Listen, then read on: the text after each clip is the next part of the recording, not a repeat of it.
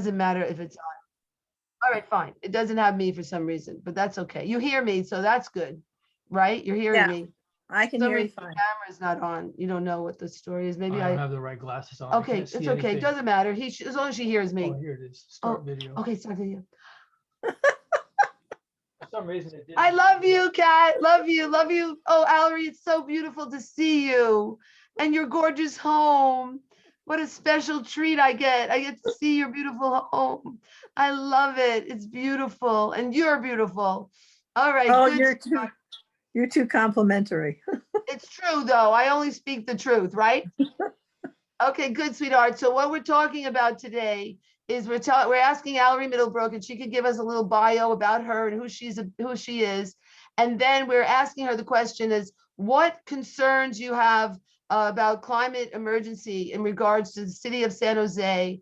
And what do you think the city should be doing to put us in front of these emergencies that are coming, so we, like Kat says, protect the people? And I'm also getting a concurrency of voices from Extinction Rebellion. His name is David King, and he's a UK scientist. He says we have 4 to 5 years to save humanity. So that's the thing we're talking about, is how to save humanity. And that's what we want to ask you, Alrie Middlebrook. 75 or however gorgeous years you are. Tell us everything about you, and then please answer those questions. Okay, now could you answer a question for me? Yes. What are you going to do with this recording? Well, I'm going to put it, it's going to have a URL, and I'm going to post it on the climate, on it's called the Charter Review Commission, because they're looking at climate crisis and trying to deal with it. And so, but I don't like it because it's all very controlled by business and economics and politics and who they're choosing to be on it, and so I said, I want to make sure. And it's all she says, the woman who's running it, Magnolia Siegel, who's trying to do this thing on climate crisis, bless her heart. But she says there's a lot of resistance, and we know there's a lot of resistance. Nobody wants to hear what we have to say. Yeah, people don't want to get off oil. Yeah. Right. And so what I'm saying is that I want to record this, so at least it's in the record. So for future generations to say, we tried and we had ideas. They didn't listen. Well, that's their problem, but we tried. Is there any way to influence? Are they actually selecting a board that's going to review? Well, Kat is actually suggesting, and he's done a great job, saying we need a climate crisis action team. And as far as I'm concerned, because we have 4 years to save humanity, I'm creating the climate action crisis team, and you're part of it. Okay.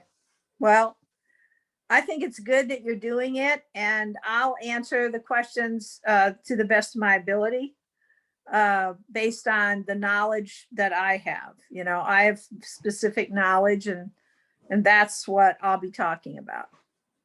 Okay. So you can tell us who you are and your background. Okay. My name's Alrie Middlebrook, and I've had a business in San Jose for 1980. Yeah, long time.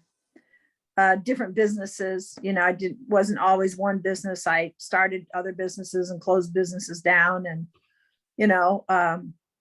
but I have been working in San Jose as a small business person for, well, whatever that is, 1980. Yeah. So my expertise is I understand the local ecosystems of California. I worked under a wonderful teacher. We wrote a book together. The book is used in colleges. It's used by lay people. And in order to write that book, I had to spend about 15 years hiking California, going to California native nurseries, and designing native gardens for clients. That's how I made my living for years. And about 16 years ago, a group of us decided that we had to do something to help educate the public not just about native plants, but about native gardens, how native plants are used together to create gardens. There was the Native Plant Society, but that was more focused on individual plants and protecting native plants. But it really wasn't focused on, well, how do you take native plants that grow together in very complex plant communities that are the basis for ecosystems? How do you actually take those plants that you learn about in nature and you learn about in ecology classes, and that is a system, and how do you replicate a wild system in an urban environment? Because we have to actually protect wildness, because that system is a system that naturally renews itself, and the planet has developed this system over, the life of the planet, 4 billion years. And it means that if we really understand and respect how the planet renews itself without any inputs from humans, then if we copy that and we do it in cities where more than half of the people in the world live, then we have a chance to really understand how the natural world, that is the soil systems, the microbial soil networks that are joined together by all these species growing together and evolving together within a system. If we really understand that, and we can protect that, and we can teach our children that, and we can do it in cities, then we have a chance to actually work with nature, allowing nature to do the heavy lifting. And we have a chance to actually restore nature for human beings, where it's really the most important place to restore nature. And that is in cities where more than half the people live, because we're on a track right now that we are destroying nature faster than nature can actually renew itself. Because in any species who destroys their habitat, and our habitat is nature, it's the natural world, we're part of the natural world. And if we can't really learn how to do that in cities and educate our youth about that, then we're doomed, because we're continuing to destroy our habitat. And you can look through natural history, you can look through, the fossil record, you can look and see how many species have been destroyed because their habitat was destroyed. And now that species is us. And it's hard to realize that, but I started talking about my background, but that's really my background. I've learned how those natural systems work. I've learned the plants, how to identify them. And then about, 5 or 6 years ago, I read a lot of scientific abstracts about ecology, about our connection to nature, about the gut microbiome, about children's need to be connected to healthy soil. These are all scientifically proven now, and published papers about this. But what I learned recently, within the last 5 or 10 years, because it's new science, and that is that each species of plant within a natural plant community has its own microbiome. We always talk about, well, we humans, we have our gut microbiome, and they're going to start studying the gut microbiome as an organ. The medical schools are going to give the knowledge of our human gut microbiome as much attention as they give the heart or the liver or the brain, because it's that important in terms of understanding our health and well-being. And so what I learned was that every species on the planet, all the plants, and the plants are the most, numerous species, I guess, other than bacteria and fungi and microscopic species. But each plant has its own microbiome, and all of those microbiomes are connected together by this network of life that supports that system and allows that system to renew itself because of this complex microbial network. And what I learned was that our most important role here as humans is to protect our soils and that complex microbial network, because that allows all systems on the planet to renew our life cycles. And when we start messing with our soils and disrupting these natural systems, then we are messing with not only our ability to renew our life cycle, but all the other animals and plants that we're affecting by our lack of understanding of how life actually does renew itself. And so that's really the basis of my work. And that's why I'm very frightened. I'm very frightened by our future, because the dominant culture is not talking about this. You don't hear this in the news. You don't hear outstanding leaders talking about it. There's this idea of politics, and to set up a politic, you have to set up a didactic of polarity. This group believes in one thing and this group believes in the other thing.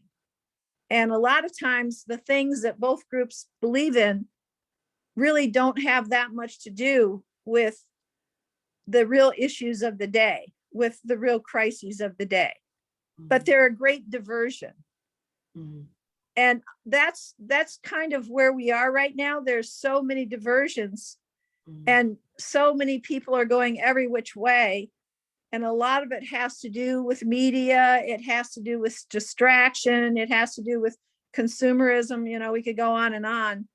But I think that these are all tools that are being used by dominant culture who want humans to follow a different agenda because of where the power is. And no one is really setting this issue of climate crisis or biological crisis or soil crisis or food crisis. No one is saying, you know, those are the things that we should really be talking about. Everyone is saying, you know, Black Lives Matter, gender matters, you know, people of color matter. It's all very important. And everybody, indigenous people, everybody has been shortchanged, especially poor countries and poor people. And I understand that. But it is the poor people, it's the poor disenfranchised people who should get under this tent of really recognizing that, you know, we're all in the boat. We're all in the boat together. We all have to eat. We all want to continue to live on this planet, and think that, you know, our species is not going to get in more and more trouble as the years go by, but that we're doing the kinds of things that are going to ensure a future, and that are going to protect how our planet functions and how it works. And that should be upmost in our mind of what is uniting all people on the planet today. I don't think there's anything that is any more important than the air we breathe, the soil beneath our feet, the food we eat, the quality of water, of fresh water that we have to drink. These are the things that can and should unite all of us, no matter how we disagree, no matter how much money we make, what kind of job we have, if we've been poor all of our lives, if we've been rich all of our lives. It really, at this point, we have to be united on how we are going to protect how our planet functions, so that the quality of life of all species can continue. So if you ask me what I think is going to be, what the city of San Jose is going to be like in 5 years, Or what unless, the city of San Jose needs to do now to be in front of these crises? What actions do we need to take collectively and individually that they can lead us as our government to be in front of these crises? So what do you think? well, I think the most important thing that we can, all of us can do is how can we get individually our carbon footprint to zero? And I think any action that we are taking as individuals to do that as quickly as we can do it is like, that is the responsibility of every human being living on the planet, is how can you get your carbon footprint to zero? And it's different for different people. I've devoted the last, I don't know, 7 or 8 years of my life to actually thinking about a land use model that would help the people that live around one of these land use models. We call them Eat, Grow, Learn centers. But anybody who's associated with the farm that's there, or the native plants, the open space for children to play in, Right, or where jobs are created, right. where young people are learning new jobs that Oops, don't sorry. have to do with fossil fuel, Right. that if we just look at, if we start to use land differently in cities, it's going to be easier for all of us to have a zero carbon footprint. Mhm. And really, how the fastest way for humans to have a zero carbon footprint is to change how we use land, and primarily in cities, because that's where more than half of the people in the world live. So if we can change how we use land in cities, then we've got a chance of more people having a zero carbon footprint.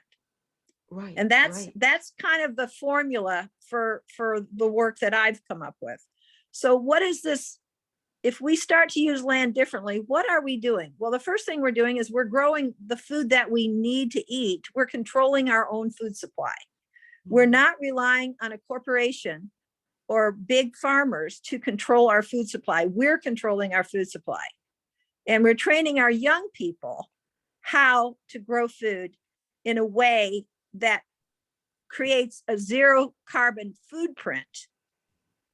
Our food, the way we grow our food in cities, and training our young people that this is a rite of passage, that as they get up to be a high school student, they have a time where they actually Something learn. happened in front of your face. What, there's something like some light or something. Oh, there, that's better now. Something got, It anyway, was go my, ahead. okay. Yeah. Where they actually learn to grow the food for their community. It's like, the military or the Mormons, they do a 2-year service. We need to control our own food supply. Every community needs to control its own food supply. And it's much more efficient. There's no carbon connected to it. The food is much more nutritious. You don't have food loss. And then in addition to the farm, and then anyone that lives within a half a mile of that farm could be eating that food every day. And there's enough empty land in the Bay Area to feed all the people that live in the Bay Area, all their fruits and vegetables for the whole year, because we're lucky. We live in a Mediterranean climate. We can grow food here year round.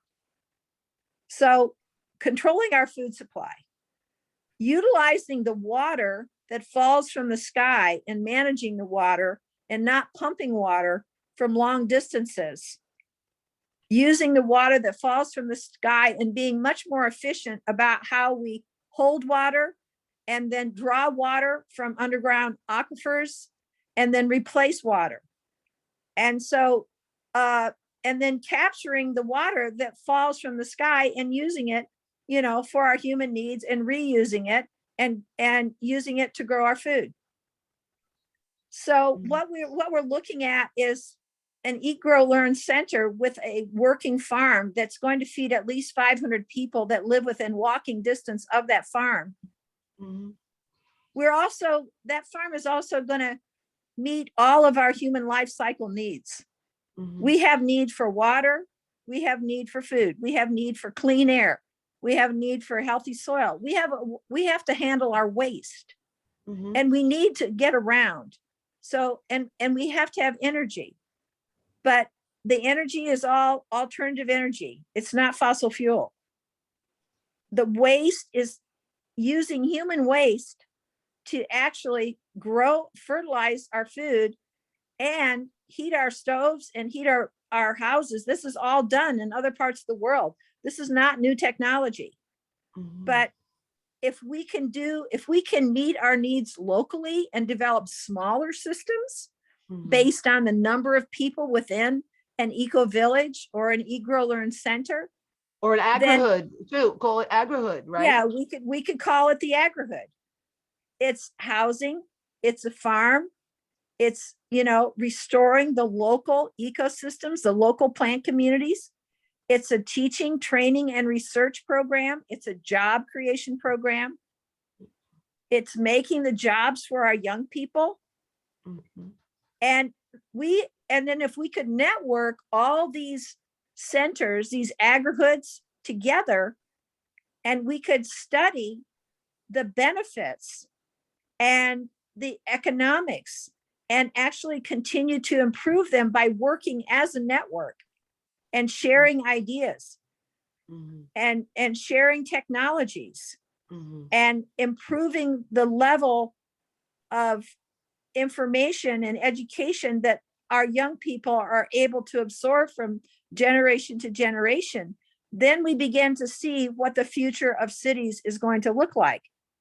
And my claim is that we have an opportunity here in Silicon Valley, and I like to say it's a wedding of Silicon Valley and the Valley of the Heart's Delight. Those two entities are going to get together, and they're going to create a model, and we're going to train young people how to maintain these models. Mhm. And we could, in a very few years, actually, because nature is so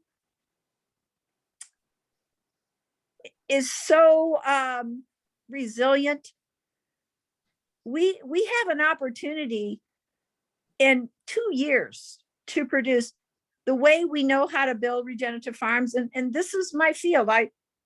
I've designed and built 800 native gardens, and I've started with the regenerative farms. I helped the agrihood happen. I went to Africa. We have 6 farms over there, and now we've got 5.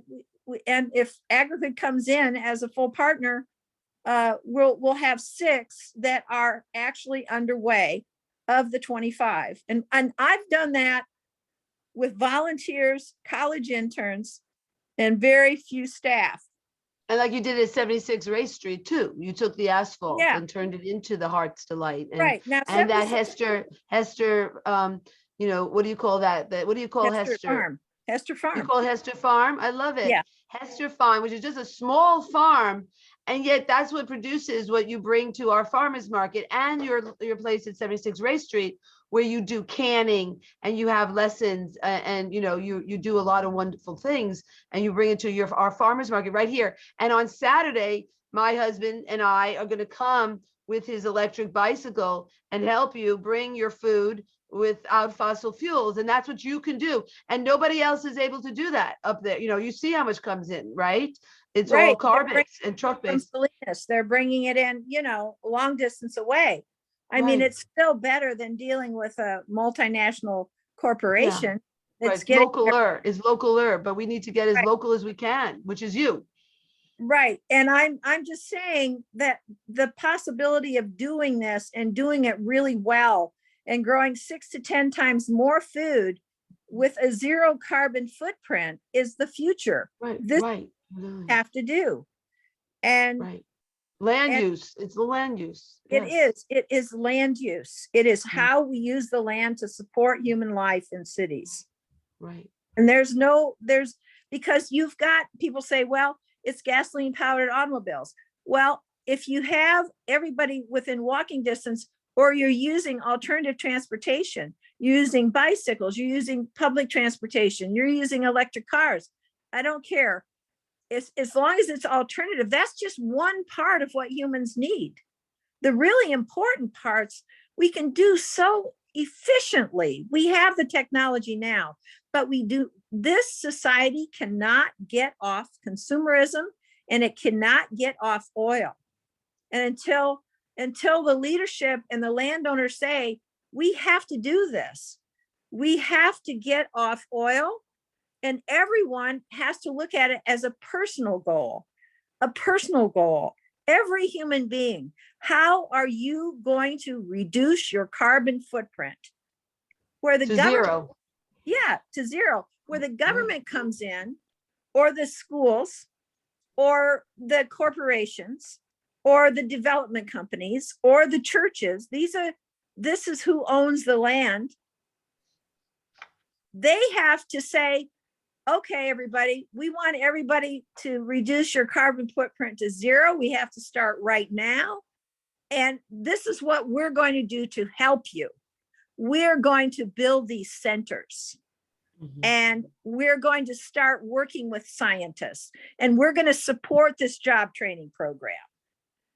And we are going to really work together as a network. Not, I'm up here in, Cupertino, and I've got more money than any of the other corporations, so I'm going to dictate what goes. No, we're all in this together. We're all in the boat together. We all eat. We all have to have clean air.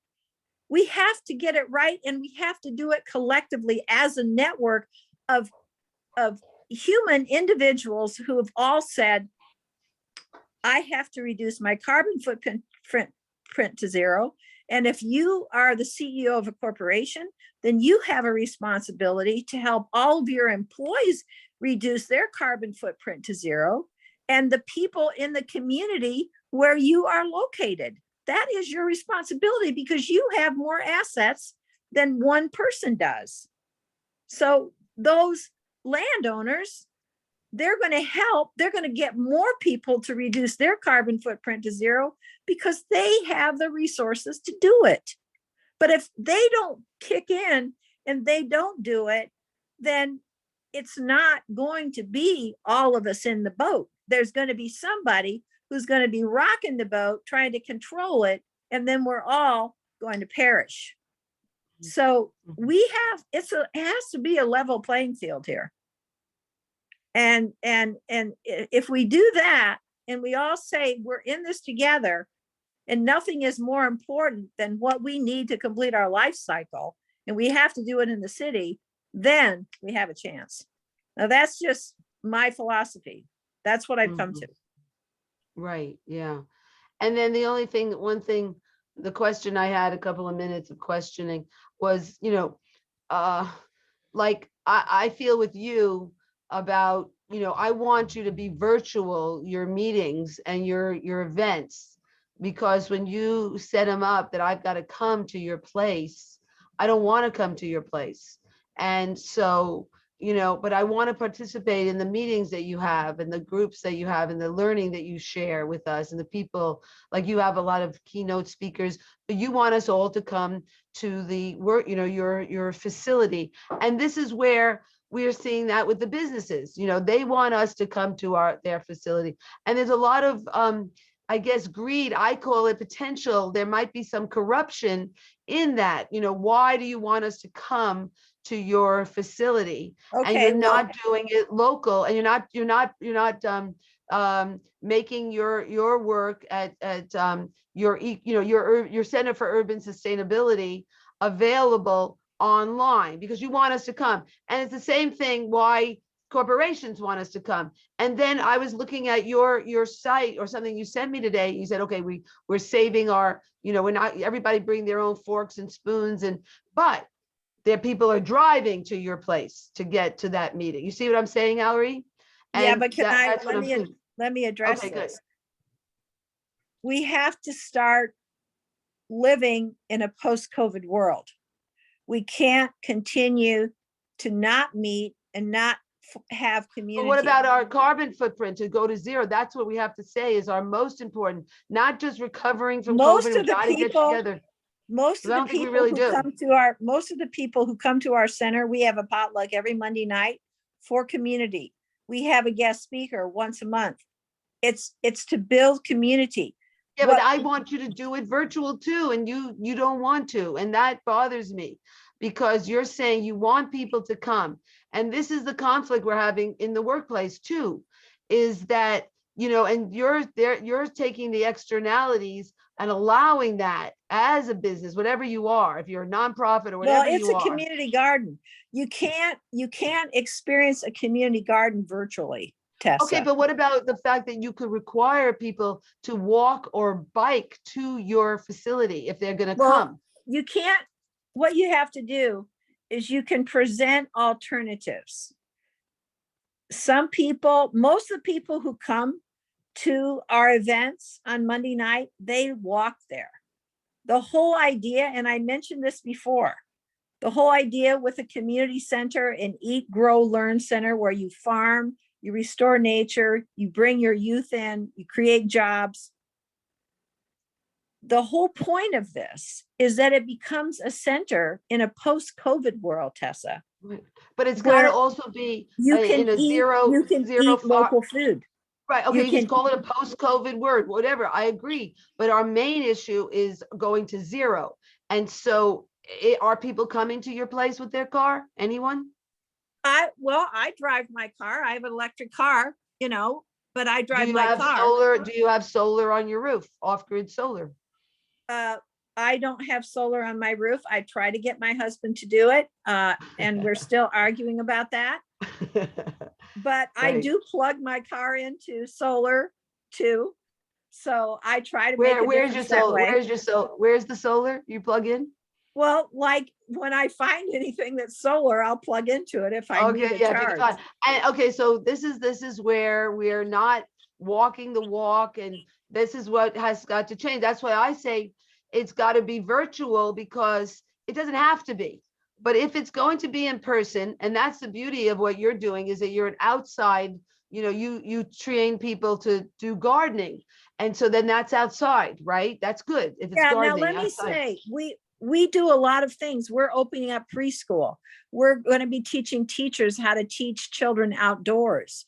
A nature immersion for, you know, below 5 years old. That's Yeah, but all. where are you doing it? How are you doing the class? I'm doing it in the gardens and at the Oh, in the farm. gardens. Yeah. Okay. So we're Oh, wait, starting I mean, at the pre-K. school farm, the school farms? Yeah, at Hester and at Ray Street. We're going to be offering pre-K classes. We're doing mindful aging classes. We're doing Okay. after school camp, and we're Right. doing homeschooling. It's all So, but the thing happening is, there. so the thing is, when we do that, so you have all these activities going, a lot of money flowing, and I guess you're a business, you're a nonprofit, right? Right. So, okay, you have a nonprofit, But but I you're still have to saying pay rent. I still have to pay rent. right, okay. And, I you have to know, make income. And the Mhm. way I choose to make income are the ways that I think are going to help parents reduce their carbon footprint. Because like we already have 12 parents signed up for our pre-K classes, and they're all walking. They're people that live in the neighborhood. See, what I am doing is I'm good. saying They're the all Center walking. for Urban Now, is that for Sustainability the Center is for the Urban Sustain- model. It's the model for the Eat, Grow, Learn centers.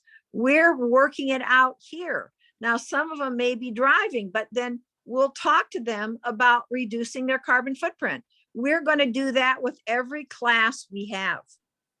Every class we have, we're going to see, well, are you prepared to do everything you can to reduce your carbon footprint to zero? And that's why you and Kat coming to the farmer's market and parking his bicycle there and letting people maybe decide they want to buy one or rent his or borrow it, you know, rent it for a weekend to see how they like it, blah, blah. I mean, we want to present that as an alternative. We're going to start taking data from everybody who buys anything from us that we grew or we made a value added product out of it, that their name goes down and they are contributing to zero carbon footprint by buying from us and the Mhm. number of pounds that they're buying. Are you And keeping track of it now? You're keeping we're track going of to it? keep track of everything That's because nice. we're That's doing nice. all this data because we want to show when we go for a grant and Mhm. when we explain to a landowner what it means, we are actually walking the walk every day. That's what I'm saying to you. Okay. That Yeah. Well, we I have to watch now what you have to do, and this is what Kat is saying. And in terms of the city, you need to be tracking your fossil fuel use and see what it is, what you're using, and see how you could get to zero too. You see what I'm saying? well, If each of us, I think we have to talk about that to all of our supporters. We started out, we had a volunteer sign up on our website. Now we've gone to something called Meetup. It's a volunteer meetup for CNGF, and we're having more and more volunteer events every day now. People can come, they can do things. so are they can coming help. outside out? So you're outside and everybody's 6 feet apart and wearing masks. Is that true? Yeah, Except for the bathroom. Did you see those videos? I sent you some image about the outdoor. It was like a female urinal and yeah, it I was saw that. outdoors. Did you see that? Did I sent it to you, right? And I didn't know why it meant to say it's a female or urinal. But what I thought was neat is the openness of it. And we could have a bathroom like that, that's open, at your place. You see what I'm saying? So Well, then it's all outside. we're working on a biogas, right now. So I'm But very making it outdoors so it's open air, so that we don't have to go into your building. No one has to go into your build. There's no building to go into. You see what I'm saying? Well, yeah, but we don't have that right now, but we don't use the building very much at all. Everything is outdoors. And That's that's, good. COVID. I'm just saying we could add the bathroom too, make the bathroom outdoors. But what we're doing, my landlord has agreed to let me get the old house all fixed up, and the teachers that I'm going to be hiring for the classes, we're asking them if they want to live in the old Right. house. That's good. That becomes like an agri-hood, like Kat was saying. Then it becomes an agri-hood there. At 615, we would have housing. And I'm thinking it could actually even be homeless housing and teachers so that a family, I'm thinking of a homeless family, right? And creating the buildings that Kat's learning to build without cement, to have a basement and 3 floors, and 3 of those, and we have homeless matched 24/7. They live together because the teachers are teaching both the husband, the wife, and the children how to live without fossil fuels, how to grow food, how to have, So to learn to, no waste and no plastic. And so this is where I want your curriculum to be recorded so that we could have virtual meetings so that, we could be teaching people about this, how to do this. And, I know they have it on the web. There's ways, people are well, we're Yeah. actually starting our certification classes with the college, the Workforce Institute, in February. Our course descriptions, we're just going to offer virtual. Are they virtual courses, or do they have to they go to can the be school? virtual, but live too, Yes. because remember, Right. in order to understand how to restore a native plant community, if you want to restore a native Santa Clara County grassland, you have to be live. You have to that's fine. learn how to work Right. with the plants. Well, and that's where, we're going to have gardens like in agri-hood where you have so even at 615, we could build these buildings and then have that commons, the garden that we're working on, like in the agri-hood, so that it becomes part of the community. And that's where we have, neighborhood resiliency, building strong neighborhoods. And I say, that this could be the what you're building is what I call what the Grange movement, the Grange movement, right? Yeah, Of the late 1800s, that we need to become patrons of husbandry. All of us, like you're saying, we need to work together and become a network. And that's where we have, and I'm even thinking as we go into what we call they're calling it, there's something in the city that's called resetting our neighborhoods, how our neighborhood district, it's called redistricting. And my idea is that it be very local, that the neighbors create what they want, very local, like, our governments to be, like in our neighborhood, be Garden Alameda Village Association, and we become what we decide what we want in that lot, and we decide how we want our streets to be, and it becomes very local, hyper local. And so that's sort of in the line of what you're saying. Yeah, that we it's need the these, same. It's the same. know, It's but all it's of us every need to city have is divided up land. into these centers that really are based around a food system. Right, That and you say the- it should be like 50, what did you call it? Like you said, every 5 acres, or what did you call it that we would break it into? well, for an acre, according to all the data that I have and the experience Mhm. that I have, plus other regenerative farmers from all over, Mhm. that an acre of land in regenerative agriculture can feed 500 people. Okay, so if we you would have- be, and that's called, that number is very close to what they call, like Kat has talked about it. It's called it's that number, like it's 150, how many people you can have and know very deeply in your heart. There's a name for that, I forget what it's called. You know what I'm talking about? Yeah, And yeah. it's called I don't know what Kat it's knows the called. name, but they say that there's about 200 people. You're saying 500, and maybe we can, where 500 people could know each other deep inside their soul and work together. They call And that the support- Dunbar. and It's called the support the Dunbar community. number. Do you know what I'm talking about? The Dunbar number. Have you heard that? No, I don't Look know. that it. up. They call it, that is historically what they've done research, that people, you could know 200 people approximately, and you're suggesting 500. And I think maybe we could go, or maybe it's 250s, where they work together, whatever, what I'm saying is to create these Now, Dunbar. you could divide the 500 people up into smaller groups, but the 250 maybe. sense of community is based on that 500 500. people are That's fed nice. off of Right. that acre of That's land. great. That's Now, beautiful. Then it's very unifying of those 500. They are Right. unified. That And they're they're being all fed. within walking distance of the That's farm. exactly what I'm talking about. Yes, They right. either live there on the property as an agrihood, or the Right. farm is at a Or- school. And what and we could it's- do, right, is that it's everybody's land could become productive. We don't necessarily have to create, agri-hoods where like they got an acre. We can use what we have, which is all of our lands, Well, we and- could any person can grow a lot of their own food in Santa Clara Right, County. right, that's what I want to see. But here's Right, another is that thing. our Look turn at all of the lawns to parks. food, we need to Look at turn our yards into all of, and even the parking strips, everything becomes productive. That's what they said after 1947 in the UK, after, in terms of World War II, they put a proclamation that all lands had to be productive. Yeah, And well, I those think are the that's what we victory need to go gardens. back to. And What? 40% hear of you. America, I don't hear you. 40%. I don't hear you. Oh, you can't hear I'm me? not hearing you. I Oh, can't really? hear you. You're not, wait, I don't hear you. Well, let me go out and come I back don't hear in. you. I'm not hearing you. Nope. Okay. I don't hear you.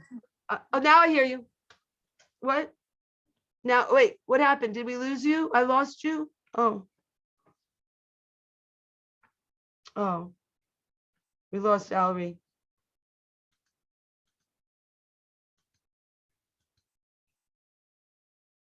Oh, there you are.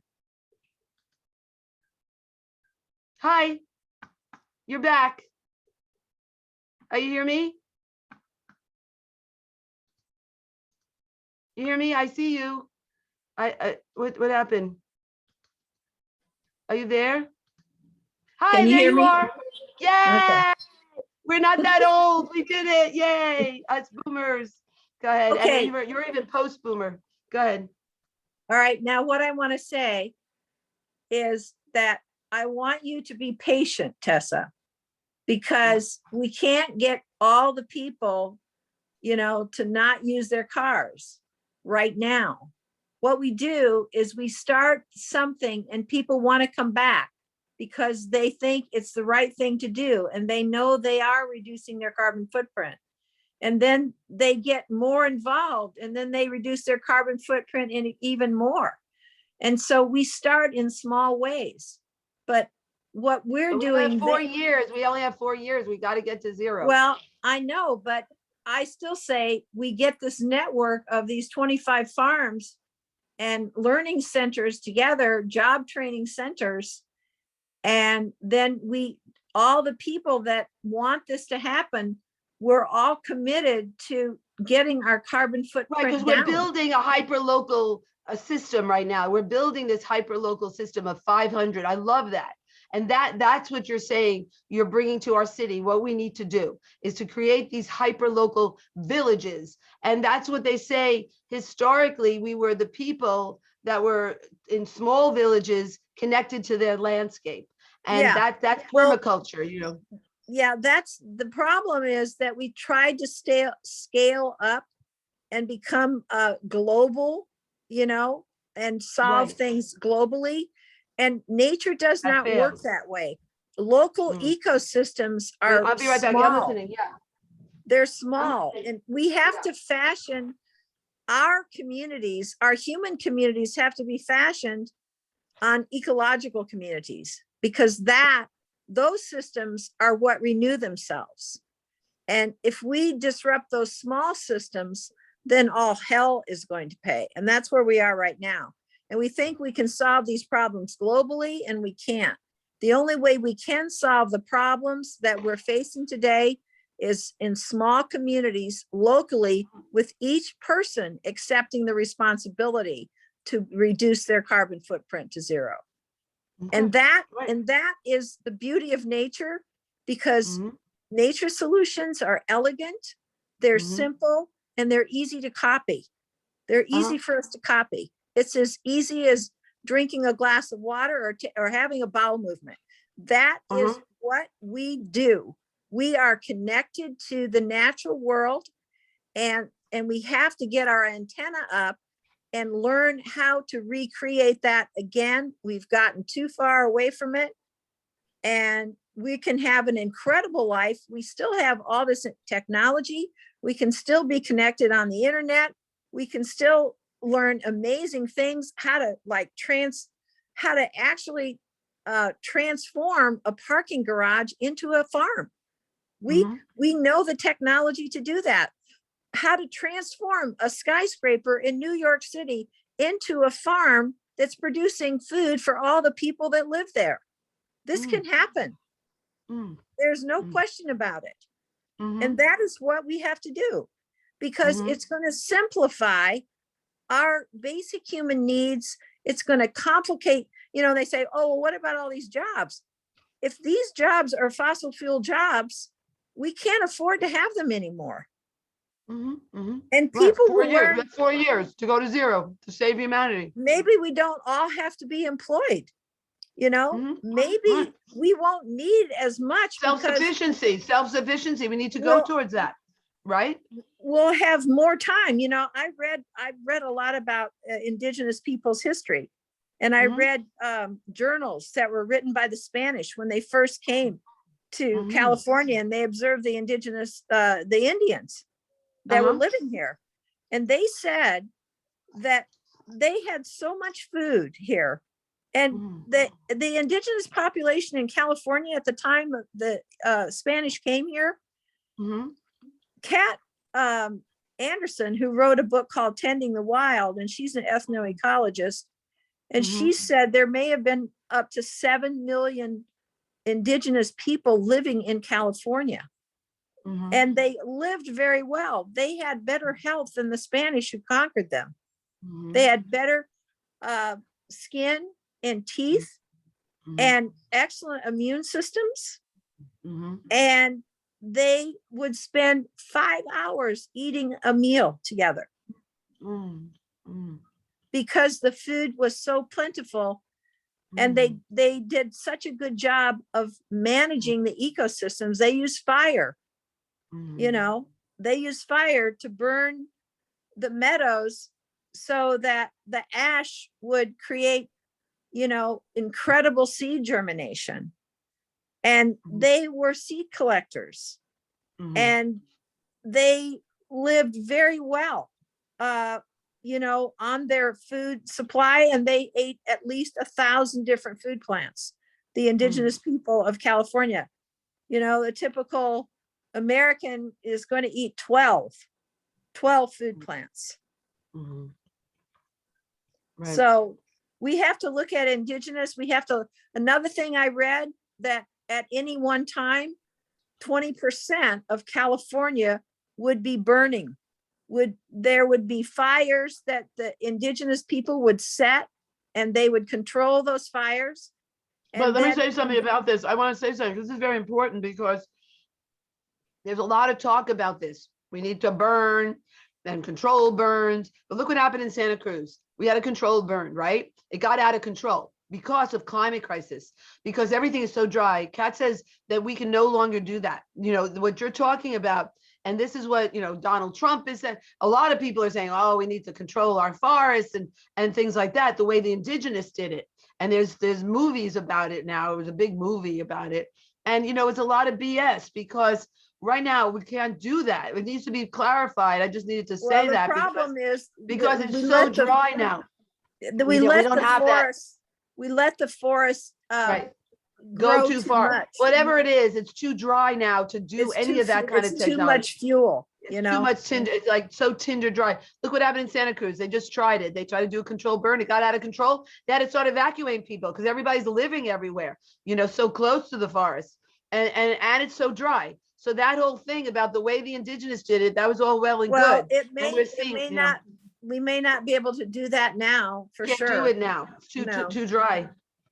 But at some point, we do need to manage our forests. And that's a huge part of addressing climate change, is learning to manage the forest, which the Indians did do. They did that, they were here, fossil record. We know that indigenous people were here for 25 to 30,000 years. And they had learned how to manage the land so that they were in harmony with the land. Right. But I really like what you're saying, is that we need to have groups of 500, like, little villages, basically. And then we're connected because we provide each other, the food that we're eating. And that's what, is that how you see it going, is creating the city? Do you have any ideas how the city can implement this program that you're thinking about? Well, I think the city, there's a lot of parks, they're just lawn, and people go in there with fossil fuel driven machines to manage it. And those parks could be converted to natural gardens for children to play in, wild gardens, where their immune systems are going to be, much healthier by playing in the wild nature. It's kind of the rewilding of the city, but then there's a farm there too for the people that live around it. And that becomes a community center for that entire neighborhood. It's where classes can be taught. It's where the college kids are learning how to manage land. And it's where families can go and feel safe, and they like can a grange. get their God food. calls it a grange hall, that we would have grange halls in these, let's say what God talks about is that there would be a centralized, maybe you take every 5 blocks, he says we need a big area to grow more stuff. And then everybody grows in all their side yards, their front yards, their backyards, their roofs, as much, inside their house, where you can grow microgreens and mushrooms, right? There's a lot of things we can do, and even indoors, Yeah, and there's so much that we can do, and there's so much knowledge out there. We're not lacking for knowledge of how to do this. I've demonstrated over the last 2.5 years, 3 years, since we changed Hester over to regenerative agriculture, that we can grow so much food there. And if you go and look at it, it's a beautiful garden. And farms are beautiful when you use nature to help you design them. Some people call it permaculture. Some people call it conservation agriculture. We don't till the soil anymore. Of course, we don't use any chemicals. Right. We put the natural hedgerows that are made up of the the plants that grow along the rivers in Santa Clara County, or the plants in the grassland, or the Mhm. plants in the wetlands. You know, everything is done according to how nature laid it out. Uh-huh. And we're just copying nature. Mm, And mhm. it's just amazing how when you do that, the whole planet will renew itself in a very short time. And humans could spend thousands and millions of dollars thinking they have a solution, but if they use the intelligence of the planet, it happens in a minuscule amount of So time. how do you feel the city could implement this to create this program? How do we do it? Because we have 4 to 5 years, so we don't have a lot of time. How do we do this? How do we get this going? What you envision? Well, I've already wrote a letter. I introduced the Bill 25 model to the city when I competed for the Vegelution site out there, the Emma Prush Park farm site. Oh, I don't know. And- Did you get it? No, I didn't get it. Vegelution got it, but we Oh, were. you wanted to be there on where Vegelution is now Yeah, at Emma Prush? I wanted to turn it into a Bill 25 site. Oh, wait, but Emma Prush is there. How did you want to like add to Emma Prush? Yeah, Expand it? because What do you they're wanna- only farming 2 acres there and they have 6. And Mm, it's mhm. not being farmed using regenerative agriculture. They're still tilling the soil out there. Uh-huh. So I wanted to bring in our ideas Mhm. and our certification classes and start, teaching the certification classes out there too. What But does that mean, certification? What does that mean, certification classes? well, the college hired us to write Mm. 4 new job tracks Uh-huh. for young people or anybody who wants to learn. Right. So the new job tracks are ecological land management. That's planting native plants. That's planting native plants according to their ecosystems. Mhm. Teaching young people how to do that, to re-green, re-wild the city so that the parks could be converted. Mhm. Okay. The other one is regenerative organic agriculture, teaching Uh-huh. young people how to set up a regenerative farm, a no-till farm like Hester, an acre farm. You know, you could produce $100,000 worth of food after a year and a half of converting a city park. Mhm. $100,000 worth of food. That's how much food you can grow in a regenerative farm. And that was So- on how much of space? Oh, on 1 acre? On 1 With acre, 1 acre. You can put on 1 acre, you could produce what? $100,000 worth of food. $100,000. Okay. Yeah. So like if you had, like what Kat was been saying is like if every 5 blocks or so, we take a third of an acre or something, claim the land, like even when I was talking to Andrew, it's called eminent domain, start taking lands to create these centers, every 5 blocks, to create like you say, 500 people, right? We're supporting 500. And so this is the plan, is to just do this, to implement this, But now another thing is that some of the sites, they could be 5 acres. Oh, okay. So 5 times that would be 2,500 people. Now, Mhm. that doesn't mean that they're all working as one. It could be divided up into 500 people units.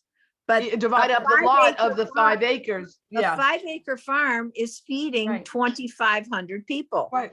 Okay. Now, That's it the doesn't program. take you Yeah. long to figure out that there's enough open space between high schools, churches, city parks, county parks, corporate campuses,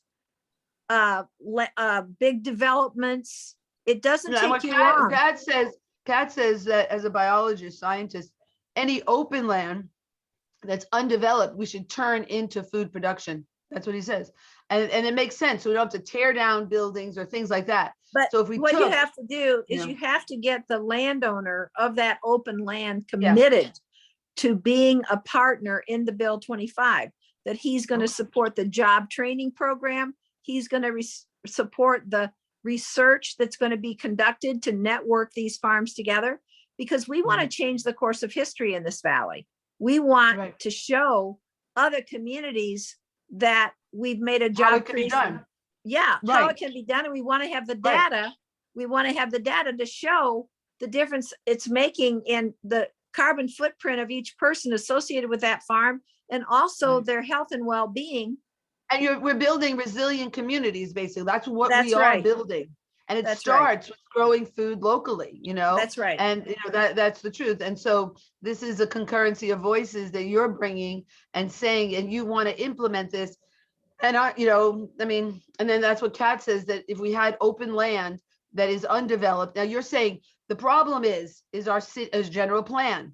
And the general plan has that control by our politicians. They control the land, and this is where we've been, we've lost Mother Earth, because the patriarchal society has decided that we're going to make money on this land. We're going to make money, and we're not thinking about the survival of our species.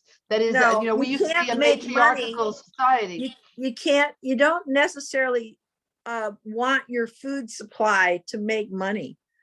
Right. What you do is you want to make sure that all people have a high quality of food, and that there's not any food insecurity, and that we have a food sovereign community. And once that happens, then, all the people who are experiencing a healthy diet are going to be less of a burden to the government. They're going to be high functioning humans, and they're going to be able to make a big contribution to the community, to the government. But the government isn't there. Now they have all these services that they have to provide, because the community is getting unhealthier and unhealthier as and with years COVID, go by. Right. And there's so much food insecurity. I mean, the city spent millions of dollars, of our tax dollars they said that so much of our, what came out of COVID, only 2% went to green businesses. And that's why I want your business to get some. I want you to get some of this money. And right now there's money in the city coffers right now, and they're asking, how are we going to spend this? There's some extra money right now. And I'm saying, and they said, Matt Mahan, who's running for mayor, he says he wants to support small businesses. He wants to do something with children and with homeless. And so that's what I was thinking, is that on the 615, that corner of Stockton and Shealy, having the land used to build 3 buildings, 3 stories high, which isn't too bad, and underground, and Kat knows how to do it without cement. So we need to be grabbing these ideas, like you've said, that the best minds of our village of our Silicon Valley. That's what we're starting this dialogue with you. And I want to interview Kat and interview myself, and basically bringing the best minds together to really solve our problems.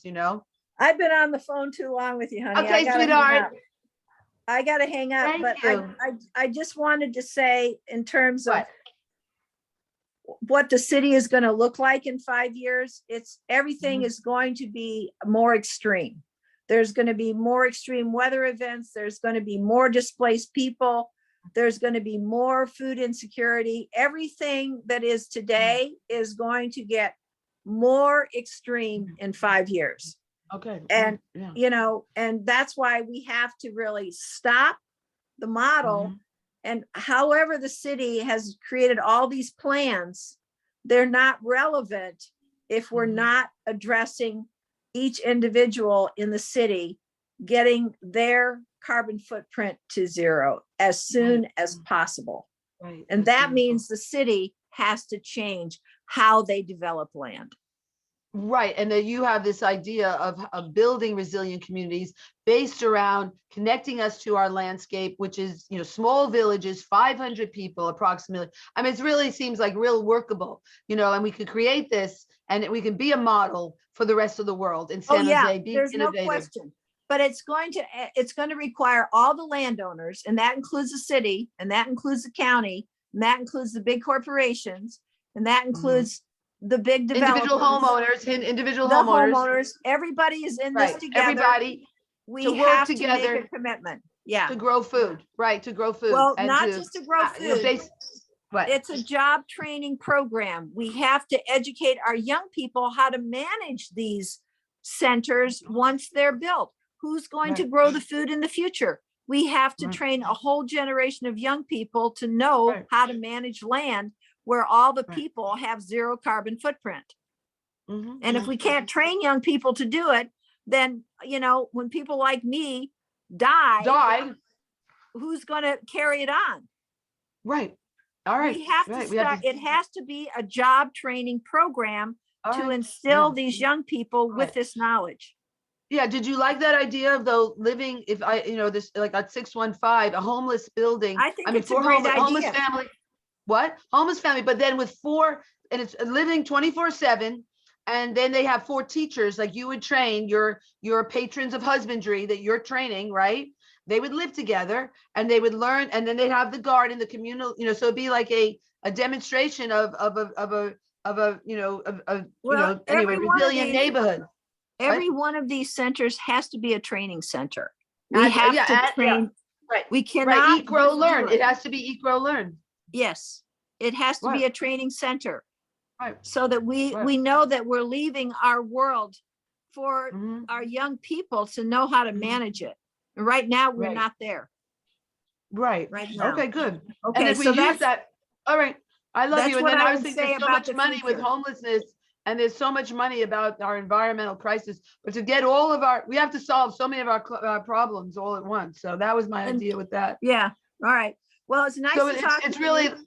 it's really like what you're saying, agrihoods, creating agrihoods, more agrihoods. And they can be bigger. They could be 5 acres. They Right. could be 10 I acres. love that. It doesn't matter. Right. What matters is All that right. the people So live. we have to get started, right? We have to start doing it, right? We have to start. Yeah, that's center sustainability. It's our model for the community. We're doing it right there. And we want people to say, oh, well, I live within walking distance of this garden. I can do this and this and this, and my life is going to be improved and I'm going to get my carbon footprint to zero. Right. Okay, good. So anything we can do, well, we'll see you next Saturday. You'll tell me when I have to be at your place at 76 Rays. Is that where I meet you to Oh, pick up? Come over to Huh? Hester, 8:30. Okay, so what time you want us there at Hester? 8:30. All right, we'll be there with our electric bicycle and our 8-foot trailer. Yeah. All right, okay. sweetie. We're And going to start. we'll celebrate the phenomenon of being fossil fuel free and providing our food for ourselves. We're starting, And right? We're everyone who starting. buys from us, they will know it. Maybe I'll have a little sticker for them. Oh, I love that. Yeah, that's wonderful. Yeah, that's really fun. So anyway, I look forward to seeing them to next Saturday at 8:30 a.m. at Hester. We'll Right. be there.